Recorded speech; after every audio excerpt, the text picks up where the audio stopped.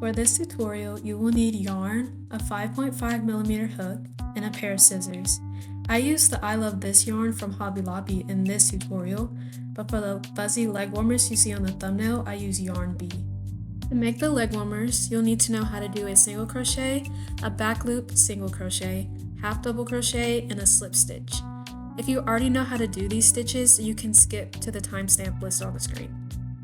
Our first step is to make a slip knot. To do this, wrap the yarn around 2 fingers to make an X. Then I take the hook under the first strand and over the second. Lastly, you flip your fingers and pull tight to make a knot. Make sure the knot isn't too close to the hook, otherwise it'll be kind of hard to do the next step. To make a chain, you're going to take your hook under the yarn you're holding and pull it through the loop on your hook.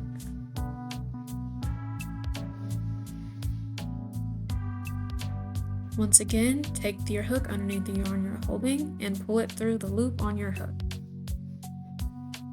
Repeat this process until you have 7 chains total.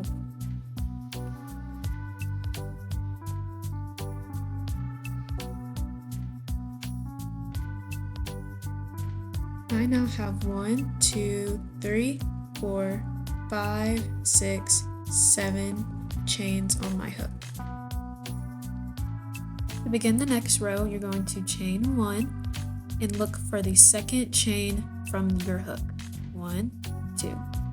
In that chain, you are going to insert your hook into the little V and pull your yarn through the loop. Finally, you're going to pull the yarn through both loops on your hook.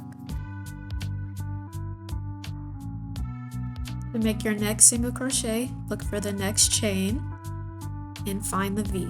Insert your hook into the V, pull your yarn through the loop. You should have 2 loops on your hook. Pull your yarn through both loops to finish the single crochet. Continue doing this until you reach the end of your chains. You should have 7 single crochets total.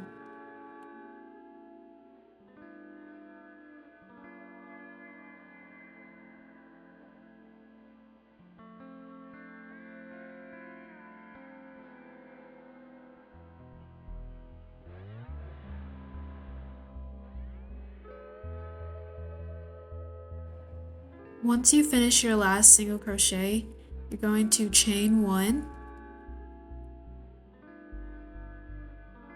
and turn your work.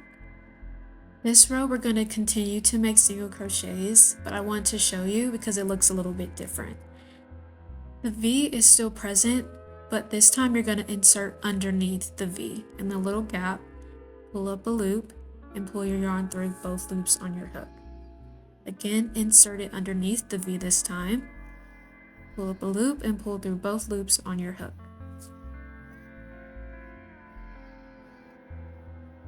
Once you have reached the end of the row, you're going to chain 1 and turn your work. For back loop single crochets, it's the same concept except you're just inserting your hook in a different spot. Instead of inserting your hook underneath the V, you're going to insert it in between. When you insert it, you're going to pull up a loop and pull your yarn through both loops on your hook. One more time, insert your hook in between the V, pull your yarn through, and then pull your yarn through both loops on your hook. Continue making back loop only single crochets until the end of the row.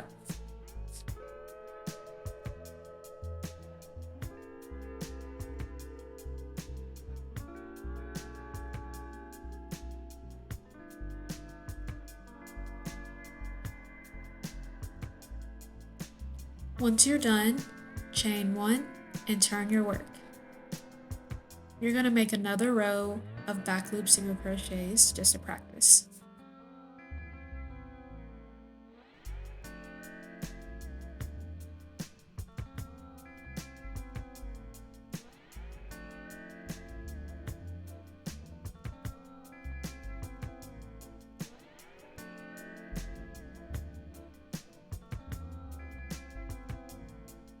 Now we're going to start our half double crochet. For this one, since it's a normal stitch, you're going to go under both parts of the V. But before you insert your hook, you're going to wrap your hook underneath the yarn and then insert it into the stitch. Pull up a loop, and then you're going to pull your yarn through all 3 loops on your hook. When you wrap your hook underneath the yarn, it's called a yarn over because the yarn is going over your hook. So yarn over, insert your hook in the stitch, pull up a loop, and pull through all 3 loops on your hook. To finish the row, you're going to chain 1 once again and turn your work. Then you're going to do another row of half double crochets to continue practicing.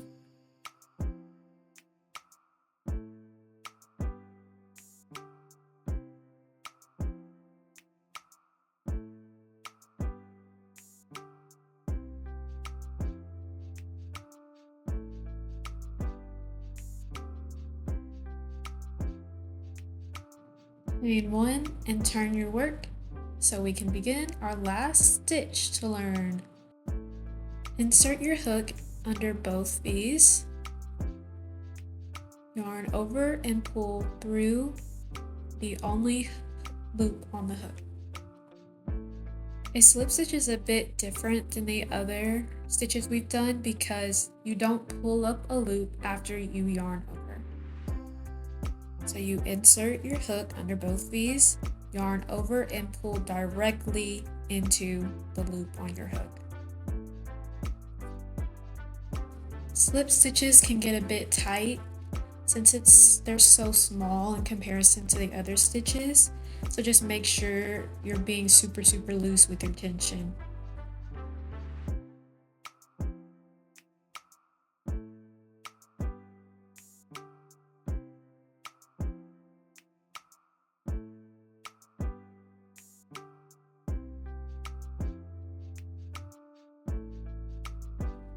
Chain 1 at the end of the row and turn your work. You're going to repeat your slip stitches until the end of the row.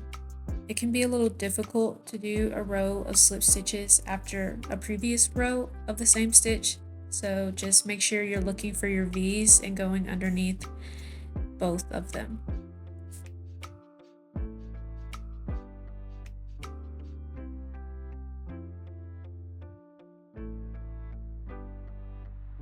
Once you finish your last slip stitch, you are officially done with the stitch tutorial and are good to begin the leg warmer tutorial.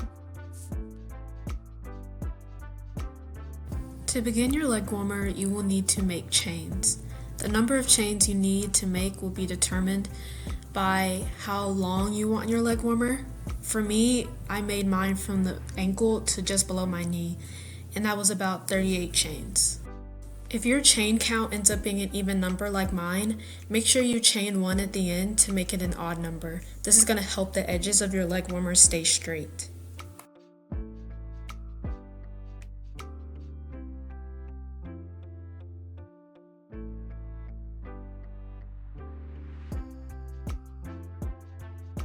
Based off my chain, my leg warmers will be about 13 inches.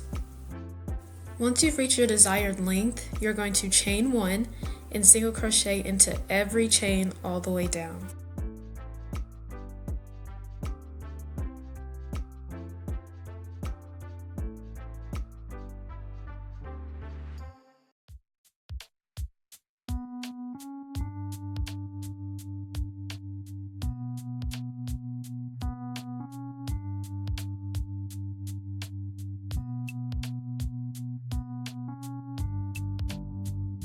Once you're at the end of the row, you are going to chain 1 and turn your work. In this row, we are going to alternate half double crochets and slip stitches. So in the first stitch, you're going to make a half double crochet, and in the next, you're going to make a slip stitch.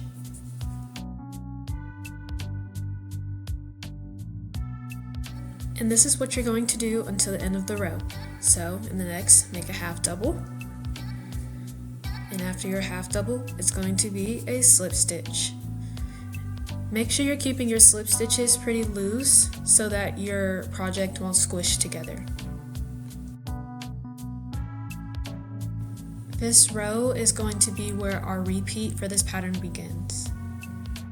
And it's only a 2-row repeat, so it's pretty easy to remember.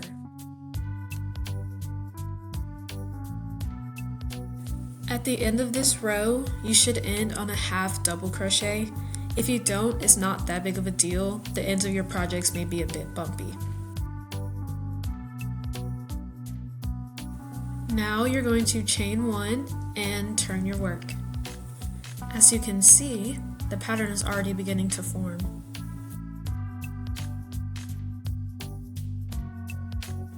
In this row, we're going to do back loop single crochets. Just as a refresher, the back loop is the one that is furthest away from you. This row is the second in our 2-row repeat.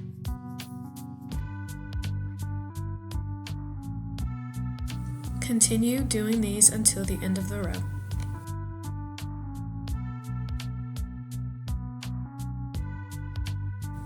At the end of the row, you're going to chain 1 and turn your work. We're now at the beginning of our repeat again. So this row is alternating half double crochets and slip stitches until the end of the row. Continue doing rows of half double crochets and slip stitches and your back loop single crochet until your project can wrap all the way around your leg.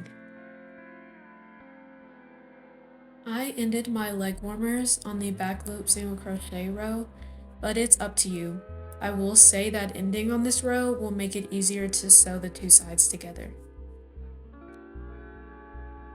Once you're totally finished, you need to chain 1 and cut off your yarn and pull it tight to secure. This is what the pattern looks like once you have officially finished all your rows, and I think it's super pretty. A good thing too is if you're like a texture person and it kind of bothers you to have bumpy stuff on your skin, the backside that touches you is pretty flat. Now we're going to sew the 2 sides of the leg warmers together. So you need to get some yarn and make a slip knot, and then fold your leg warmers in half so the pattern is facing the inside. Before you start connecting the 2 sides, I would suggest you size down your hook so it would be way easier to connect them. So you're going to stick your hook into the stitches. You can do the inner loops. It doesn't really matter. It's going to look fine once you flip it around anyway. So just stick it into any loop you can find really and slip stitch them together.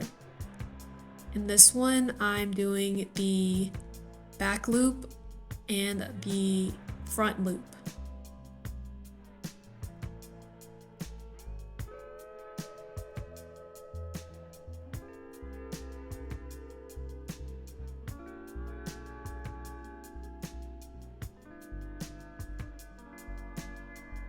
Once you get to the end, you are going to chain 1 and cut off your yarn.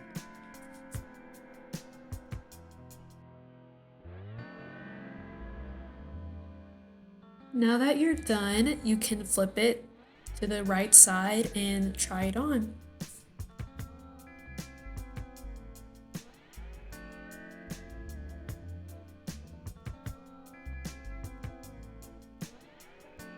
Here are both leg warmers side by side, and you can be done with them right here and just go ahead and start wearing them, or you can add ribbing to them, and I will show you how to do this in the next part.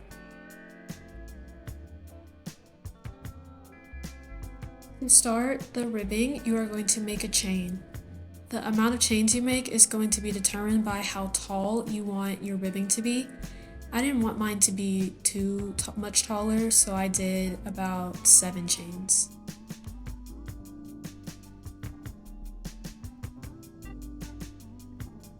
Once you're done chaining, you're going to make a slip stitch into every chain until the end of the row. Just as a tip, make sure your slip stitches are as loose as possible. This will make your life significantly easier in the rest of the rows.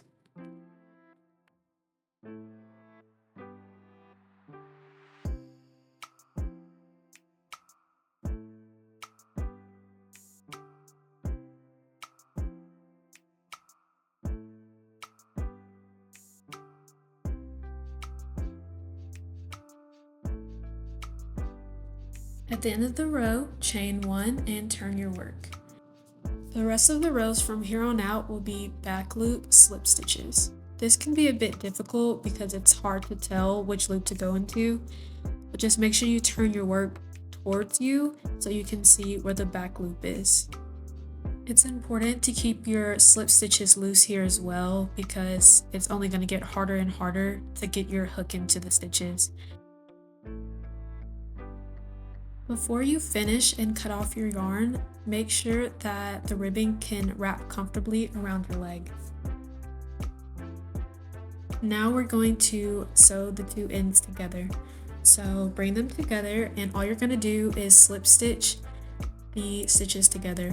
Again, it doesn't really matter where you insert your hook. Just make sure you keep your slip stitches loose and you go directly into a stitch.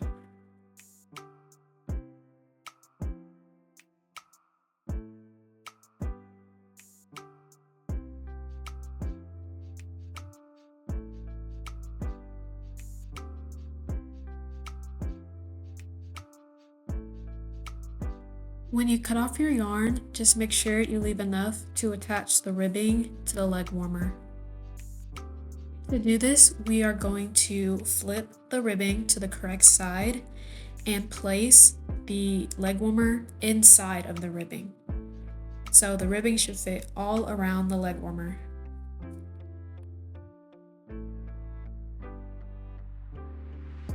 Then you are going to flip the ribbing to the wrong side and line the seams up on both ends. So the seam of the ribbing should match the seam of the leg warmer.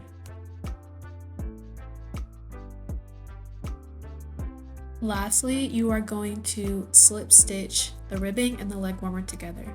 So when you insert your hook, make sure it goes through the ribbing and the leg warmer before you slip stitch the two together. You are going to do this all the way around until you meet right back up where you started.